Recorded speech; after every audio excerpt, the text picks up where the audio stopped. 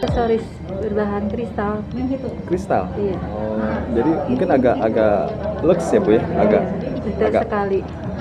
Produk saya ada yang berbahan stainless. Jadi kalau stainless yang anti karat, kalau emas kan itu tidak luntur. Nah, kalau saya produknya itu yang kuningan, berbahan kuningan, jadi bisa disepuh ulang. Meskipun luntur, tapi bisa disepuh ulang.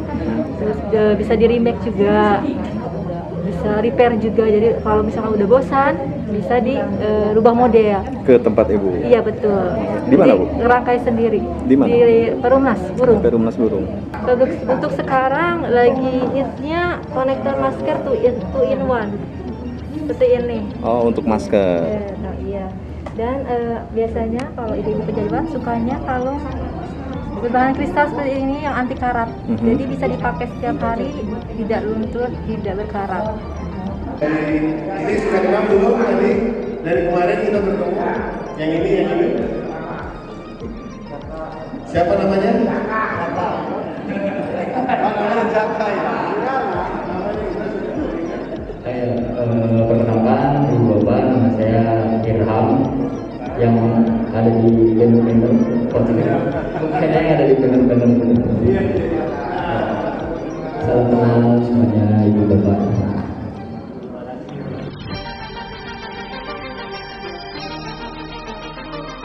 Selamat pagi Bapak Ibu sekalian. Perkenalkan nama saya Yosmina Sari, saya adalah mahasiswa di Universitas Nahdlatul Ulama Cirebon.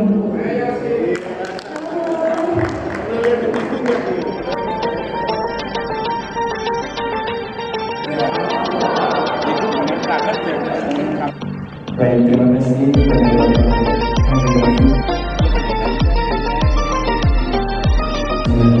Assalamualaikum warahmatullahi wabarakatuh.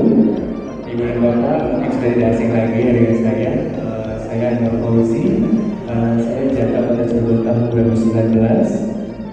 Di sini kebetulan pada saat ini saya juga menjabat sebagai ketua pembimbing untuk periode 2020 sampai 2022. Saya berkesenian dari kelas 4 SD sampai sekarang di pertunjukan. Jadi saya sudah motivator. Tapi saya berbagi tips atau apa, atau saya jarang menghadiri kegiatan-kegiatan seperti ini mungkin karena ada beberapa hal sehingga saya tidak hadir di sini. Ya, semestinya pariwisata di Cirebon ini tumbuh kembang ya, mengalahkan daerah-daerah lain di Nusantara.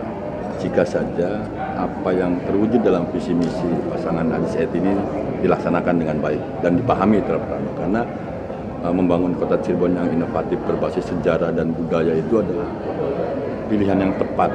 Nah, itu bisa berdampak baik terhadap persoalan pariwisata. Nah, peran pemerintah sendiri gimana? Ya, selama ini kan karena ada pandemi itu alasan yang paling tepat. Bahwa pandemi ini dijadikan alasan tidak bisa berbuat apa-apa. Tapi bagi manusia kreatif kan pandemi bukan persoalan. Jadi kesehatan tetap jalan, berkarya tetap jalan, wisata menarik wisatawan ke Cirebon itu bisa. Secara fisik tidak bisa, maka virtual itu jauh lebih baik. Terus mau tarik tunai di ATM manapun bisa dan juga gratis. Kemudian yang lainnya kemarin seperti saya bilang, kalau misalkan Bapak Ibu mungkin ke depannya ada butuh untuk pengajuan pinjaman, itu bisa selama 3 bulan berjalan aktif di rekening Permataminya, itu bisa ngaju di Permata KTA. Tadi Mas Ade bilang kalau Cirebon harus jadi jati diri sendiri, gimana Mas? Iya, kesalahan hari ini adalah banyak orang berbicara ingin meletakkan Cirebon seperti daerah-daerah lain. Itu kesalahan, sehingga kalau Cirebon harus seperti Jogja, Cirebon harus seperti Malang, kita KW, nggak ori. Maka biarkan Cirebon, menjadi dirinya sendiri dengan keanekaragaman seni, tradisi, budaya, dan lain sebagainya, kuliner. Jadi kita nggak perlu merubah kuliner kita, hanya ingin seperti Batavia, ingin seperti Jogja, hanya harus ada gudeg di sini. Kita punya Jamblang, nggak bisa Jamblang dirubah menjadi gudeg, atau Jalan Pekalipan dirubah menjadi Jalan Malioboro. Nah, itu kita lebih santun dengan kearifan lokal kita sendiri.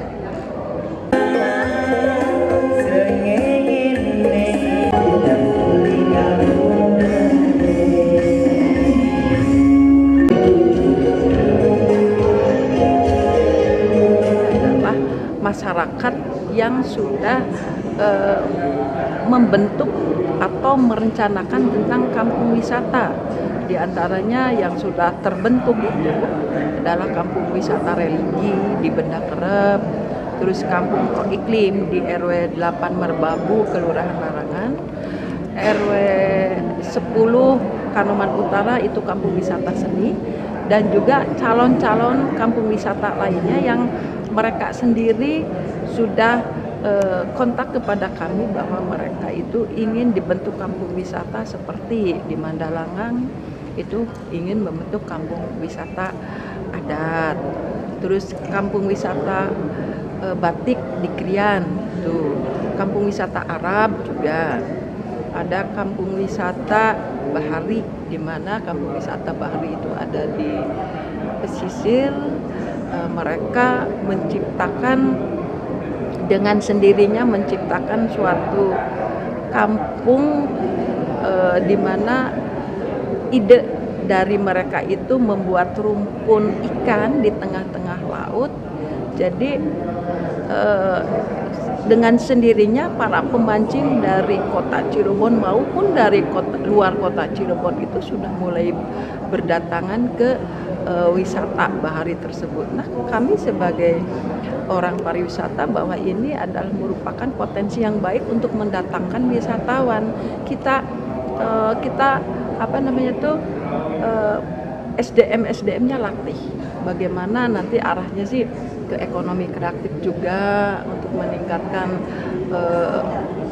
pendapatan masyarakat. Jadi yang tadinya tidak pernah jualan jadi jualan, bagaimana memberikan pelayanan kepada wisata-wisata pemancing gitu, nanti arahnya ke situ. Tapi yang intinya dari mereka yang dipanggil ke sini ini adalah yaitu ke SDM-nya dulu agar mereka paham tentang kampung wisata dan sabta pesonanya yang harus mereka wujudkan untuk dalam rangka mewujudkan kampung wisata tersebut.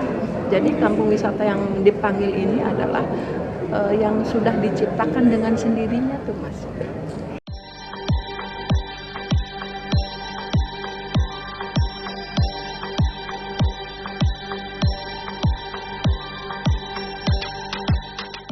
Tapi nanti Bapak Ibu mohon dukungannya karena nanti di akhir tahun ini ada aktivitas kegiatan yang mungkin dari pelaku kewirausahaan.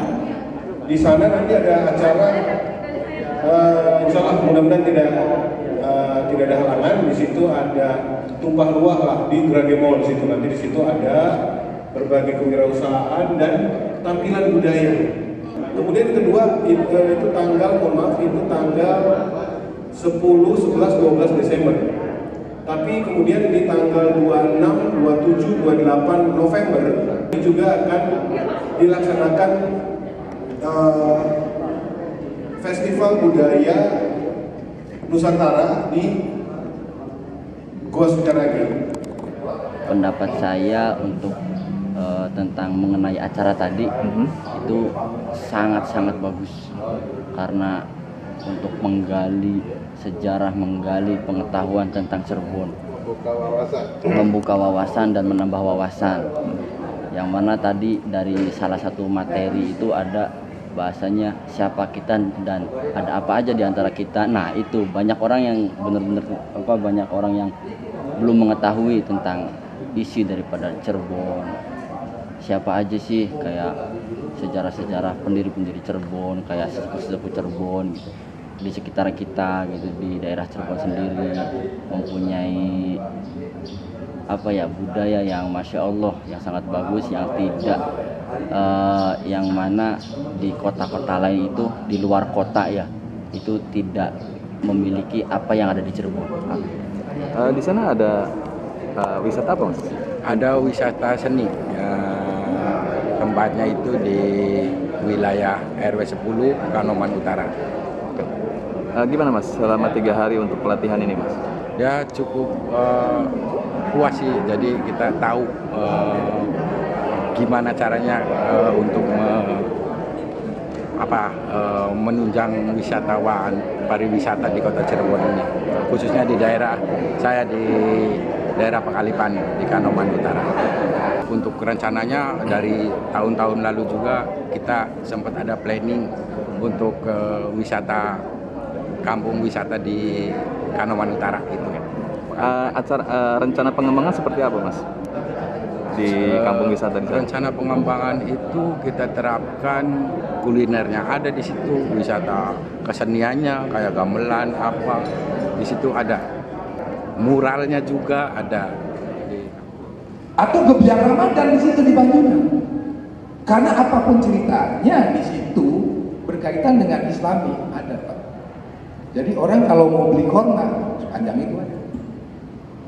Mohon maaf, saya penggemar kue katak, Pak, walaupun adanya cuma seminggu menjelang Idul Fitri. Ya, kita bangkitkan, Pak. Kalau kita berbicara tentang Cirebon, yang paham banget tentang Cirebon, kota Cirebon khususnya, sangat menarik sekali ya. Barangkali ibu dan bapak pada suatu kegiatan membutuhkan motivator seperti itu tentang kota Cirebon, silahkan dihubungi Bapak Dedi dan juga Bapak Jajat, kami persilahkan. Nah, Bapak Ibu sekalian, ini teman-teman kita semua yang dari kiri anak ayah ini masih ada nih Rohmah gitu ya. Rohmah. Nah, ini anak-anak ayah ini masih sendiri semua. Iya, top ya. Kemudian ada Sofi. Sofi ini kemarin alhamdulillah ya, syukurillah lulus CPNS. Mohon